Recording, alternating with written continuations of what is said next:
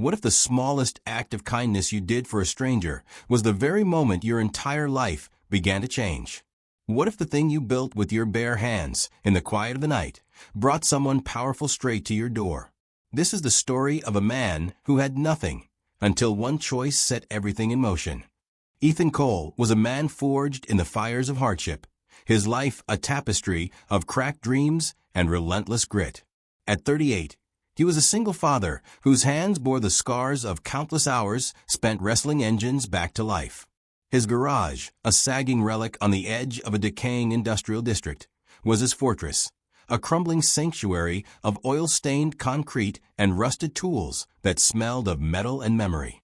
The single bulb overhead flickered like a dying star, casting shadows that danced across the walls, mirroring the turmoil in Ethan's heart. The darkness suited him. It was a reflection of the grief that had settled into his bones since his wife, Sarah, was taken from him 3 years ago. Sarah's death had been a cruel twist of fate, a car accident on a rain-slicked road, her laughter cut short in a moment that still haunted Ethan's dreams. She'd been on the phone, planning dinner, her voice warm with promises of meatloaf and Lily's favorite dessert. Then silence. Ethan was left with their 6-year-old daughter, Lily, and a void that no amount of work could fill. Now 9, Lily was his lifeline, her hazel eyes, so much like Sarah's, sparkling with curiosity and a stubborn streak that reminded Ethan of himself. Her giggles were the only music in his world, but keeping them alive was a daily battle. The garage barely broke even. The bills piled higher than the junkyard out back, and the landlord's threats grew sharper with every missed payment. The garage was a legacy from Ethan's father, a gruff man who'd taught him to fix engines and face life's punches head-on. It wasn't glamorous, but it was enough to keep them afloat, barely. Customers were mostly locals, old-timers with creaking trucks, delivery drivers with bald tires, and the occasional desperate soul who couldn't afford the chain shops. Ethan worked until his hands bled, patching carburetors, coaxing life from rusted parts, but the money never stretched far enough. The electricity flickered, the rent loomed, and every day felt like a tightrope walk over an abyss. One crisp October evening, Ethan walked Lily home from school, her small hand warm in his calloused grip. The autumn air stung their noses, and Lily's chatter about her art project, a new friend named Mia, a math test she'd aced, filled the silence. They took the long route through the neighborhood, past sagging porches and chain-link fences rusted by time. That's when Ethan saw him, a boy no older than 10, sitting in a wheelchair at the edge of a driveway. The street lamp above him flickered, casting a pale glow on his thin frame. His dark hair fell into his eyes, and his hands lay motionless in his lap, his gaze fixed on a group of kids kicking a soccer ball across the street. Their laughter was sharp, carefree, but the boy's face was a mask of quiet longing, like he was staring at a world he could never touch. Ethan slowed, a pang tightening his chest. Lily tugged at his sleeve, her voice soft. "Daddy, who's that?" "Don't know, sweetheart," Ethan murmured, but he couldn't look away. The boy's stillness, the way his shoulders slumped, hit Ethan like a memory of his own darkest nights when grief had pinned him to the bed, staring at the ceiling, wondering how to keep going. He'd seen that look before in the mirror, when the weight of Sarah's absence was too heavy to bear.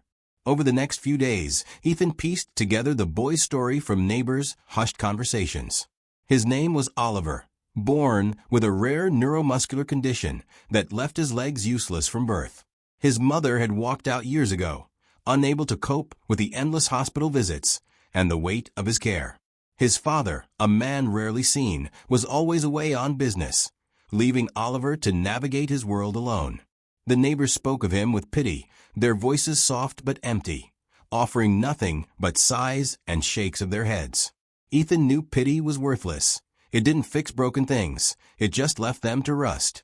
That night, Ethan lay awake, Lily's soft snores drifting through the thin walls of their small apartment. He couldn't shake Oliver's image, the boy's distant eyes, the way his hands rested like they'd given up.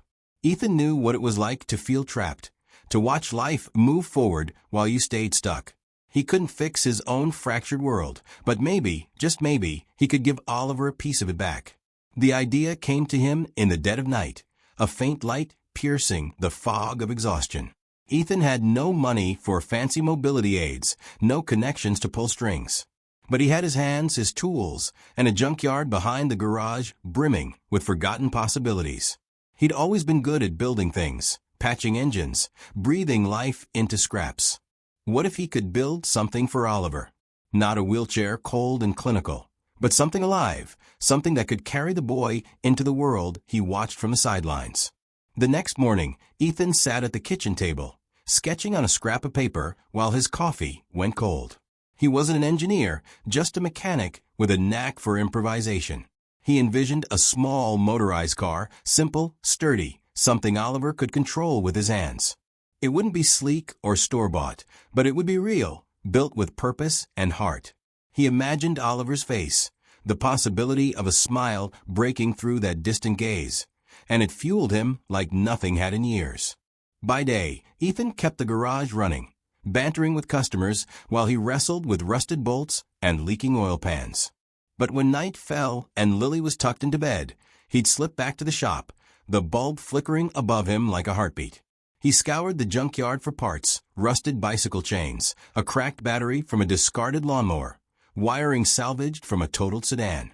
He welded sheet metal into a frame, cursing when sparks burned his knuckles, his breath visible in the chilly air.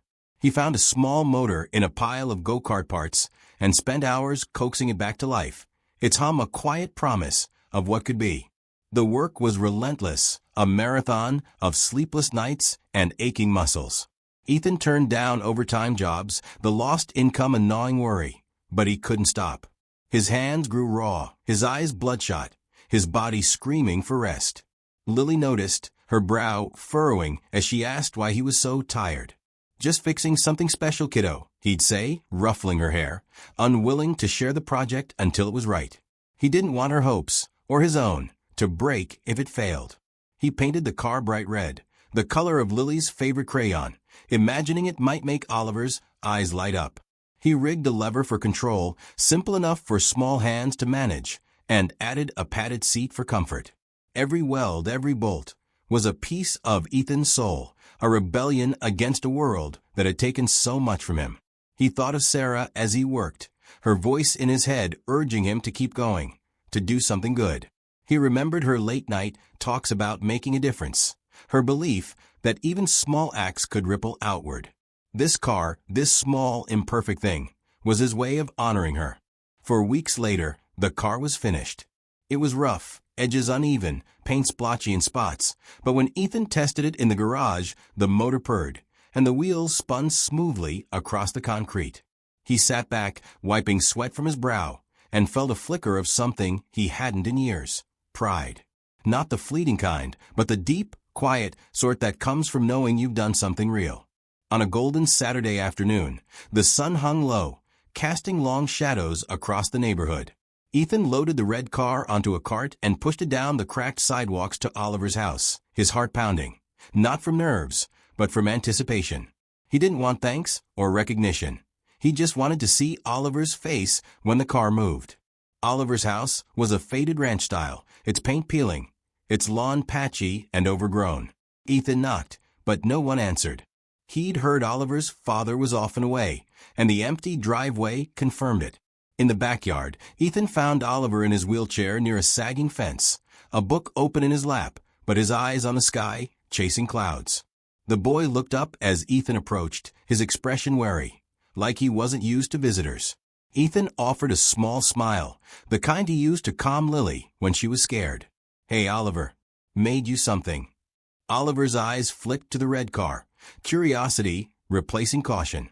He tilted his head, studying it, and Ethan saw a spark of something. Hope, maybe, that hadn't been there before. Ethan didn't wait for permission. He lifted Oliver, light as a feather, fragile in a way that made Ethan's throat tighten, and settled him into the car's padded seat.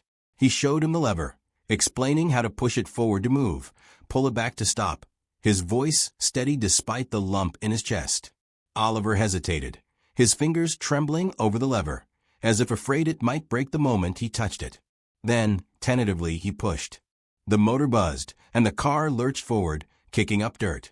Oliver's eyes widened and a laugh, bright unrestrained, like bells in the quiet yard, burst from his lips. He pushed harder, and the car zipped across the grass, weaving around a tree, the wind tugging at his hair. His laughter grew, echoing through the neighborhood, a sound so pure it cut through Ethan's exhaustion like sunlight through fog. For the first time in years, he felt like he'd done something that mattered. Ethan stayed just long enough to ensure Oliver could handle the car, showing him how to steer, how to ease off the lever for a smoother stop. Oliver's grin was wide, his eyes bright with a joy Ethan hadn't seen in him before. "Can I go again?" Oliver asked, his voice trembling with excitement. "As much as you want, buddy," Ethan said, his own smile breaking through. Then he slipped away, leaving Oliver to his new freedom. He didn't need gratitude. That laugh was enough. That evening, Ethan was back in the garage, wiping down his tools, the hum of Oliver's laughter still lingering in his mind. He was cleaning a wrench when a low, guttural roar stopped him cold.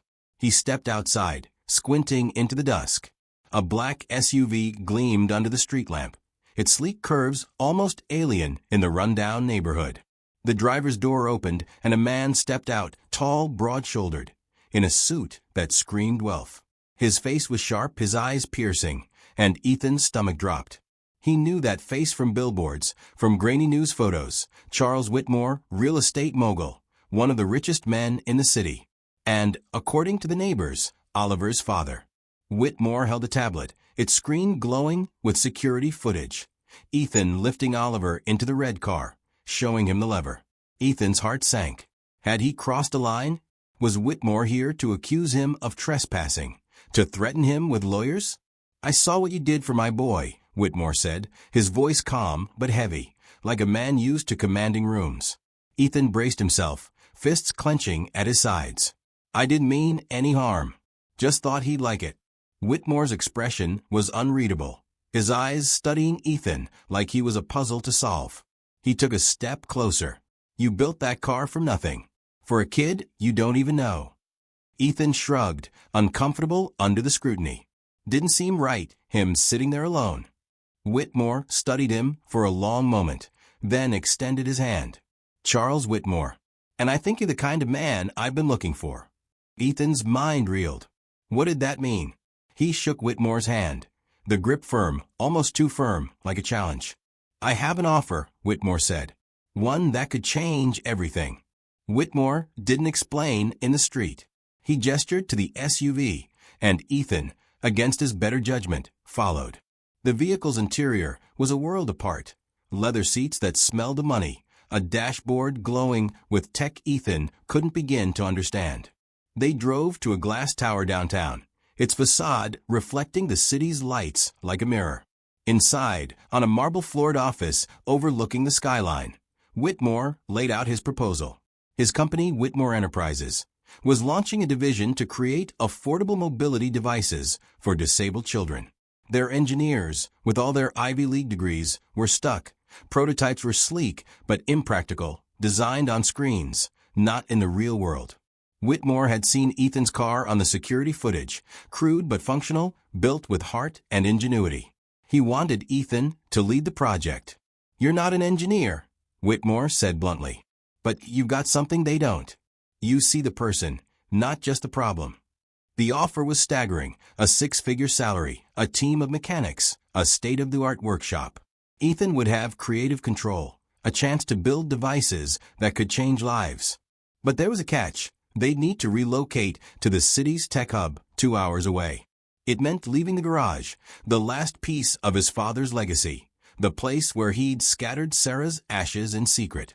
It meant uprooting Lily, pulling her from her friends, her school, the only home she'd ever known. Ethan's head spun. This was a lifeline, a chance to escape the grind, to give Lily a future with new clothes, a better school, a life without the constant shadow of poverty. But it also meant letting go of the garage, the place where he'd rebuilt himself after Sarah's death, where her memory lingered in every oil stain, every rusted bolt. And what about Oliver? Would this job turn Ethan's passion into just another corporate cog, churning out product for profit? Whitmore leaned forward, his voice softening. "I know it's a lot to ask, But I've seen what you can do. My son hasn't laughed like that in years. Ethan nodded, his throat tight. I need time to think. Whitmore gave him a week. That night, Ethan sat on the porch with Lily, her head resting on his shoulder as they watched the stars. The air was cool, the neighborhood quiet except for the distant bark of a dog. Lily sensed his turmoil, her small hand squeezing his. Are we moving, Daddy? She asked, her voice small but steady. I don't know, kiddo, Ethan said, his voice rough. What do you think?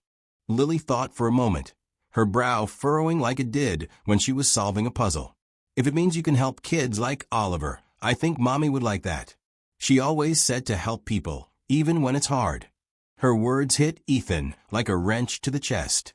Sarah had been the heart of their family, always pushing him to see the good in the world, even when it hurt. He spent the next few days wrestling with the decision, working on cars by day, sketching new mobility designs by night. He imagined lighter frames, intuitive controls, devices that could give kids like Oliver freedom. But doubt gnawed at him. Could he trust Whitmore? Could he leave behind the garage, the place where he'd poured his grief, his love, his life? On the 5th day, Ethan visited Oliver again. The boy was in his backyard, zooming in the red car, his face alight with joy. He swerved around a tree, laughing as the wind tugged at his hair. Whitmore was there, watching from the porch, his expression softer than Ethan expected. As Oliver waved Ethan over, Whitmore approached, his voice low. There's something else you should know, he said. I didn't just offer you this job because of the car. Ethan frowned, unease creeping in. Whitmore pulled out his tablet, showing grainy footage from a rainy night 3 years ago. Ethan's breath caught. It was the intersection where Sarah had died. Her car spun out, and a black SUV sped away, its taillights vanishing into the storm. Ethan's blood ran cold, his hands trembling. I was in that car, Whitmore said, his voice barely above a whisper. Not driving, but I was there. My driver lost control, clipped her car. We didn't stop. I've carried that guilt every day since. Ethan's world fractured. He wanted to scream, to swing, to make Whitmore feel the pain he'd carried for years. His fists clenched, his vision blurring with rage and grief. Sarah's face flashed in his mind, her smile, her laugh, the way she'd tuck Lily into bed. This man, this stranger offering him a lifeline, was tied to the worst moment of his life. When I learned who you were, Whitmore continued, his voice steady but heavy, I knew this wasn't chance. I can't undo what happened, but I can give you a chance to build something, for Oliver, for your daughter, for others. Ethan turned away, his chest heaving. He wanted to hate Whitmore, to walk away and never look back. But Oliver's laughter rang out behind him, and he thought of Lily, of the future she deserved. Accepting the job meant working for the man tied to Sarah's death. Refusing it meant staying trapped, suffocating under bills and grief. Ethan didn't sleep that night. He sat in the garage, surrounded by tools and memories, the air thick with the scent of oil and rust. He thought of Sarah, her voice urging him to find the good in people, even when it hurt. He thought of Lily, her drawing of a red car taped to the fridge, her belief that he could make people happy. He thought of Oliver, the joy in his laugh, the kids out there who needed someone to fight for them. The next morning, Ethan walked to the junkyard, to the spot where he'd scattered Sarah's ashes 3 years ago. The ground was cold, the air heavy with the promise of winter. He knelt, his jeans soaking through, and whispered, I don't know if I can do this, Sarah. I want to hate him, but I want to make you proud. Tears stung his eyes, the first he'd shed in years. He thought of the night they'd met at a county fair, her laughing as he fumbled with a wrench to fix a carnival ride. She'd teased him, called him her grease-stained hero. That was who he wanted to be again, not just for her, but for Lily, for Oliver, for himself. He called Whitmore that afternoon. I'll take the job, he said, his voice steady despite the storm inside. Not for you. For Oliver. For Lily. For every kid who's been told they can't. Whitmore was silent for a moment, then said, I understand. And I'm sorry. Ethan hung up, his hands shaking. He didn't forgive Whitmore, not yet, maybe not ever. But he wouldn't let that guilt define him. He'd build something better, something that could outshine the pain. Ethan and Lily moved to the city, settling into a small apartment near the workshop. The garage was sold, the money enough to buy Lily new books, a winter coat, a bed with a proper frame. The transition wasn't easy. Lily missed her friends, her old room, the creaky porch swing. But she adapted, her resilience a mirror of Ethan's own. She made new friends, her laughter filling their new home, her sketches of red cars and smiling kids taped to every wall. The work was relentless, long hours, endless prototypes, engineers who didn't understand the heart of a machine. But Ethan thrived. He taught his team to think like mechanics, to build for people, not just specs. Every device was a promise, a piece of his soul shaped into steel and wire. He designed lightweight frames, intuitive controls, devices that could give kids like Oliver freedom. Each success felt like a step toward redemption, a way to honor Sarah's memory. 6 months later, Ethan returned to the old neighborhood with a new car for Oliver, lighter, faster, with a joystick for easier control. Oliver's eyes lit up as he tested it, racing across the yard, his laughter louder than before. Whitmore watched from the sidelines, his gaze heavy with something like gratitude. He and Ethan didn't speak of the past, but there was a quiet understanding, a fragile bridge built on shared pain and redemption. Ethan never stopped missing Sarah. Her absence was a wound that would never fully heal. But as he watched Oliver race, as he felt Lily's hand in his, he knew he'd made the right choice. He'd turned his grief into something tangible, something that gave kids like Oliver a chance to feel the wind on their faces, to chase their own dreams. One evening, as Ethan tucked Lily into bed, she handed him a drawing, a red car with Oliver smiling inside, Ethan standing beside him, and a faint outline of a woman with hazel eyes watching from above. "This is what you do, Daddy," Lily said, her voice soft but certain. "You make people happy, like Mommy wanted." Ethan's eyes stung as he hugged her tight, the drawing pressed between them. He'd lost so much, but he'd found something too, a purpose, a legacy, a way to keep Sarah's light alive. He thought of the kids who'd use his devices, their laughter echoing like Oliver's, each one a note in a song that Sarah would have loved.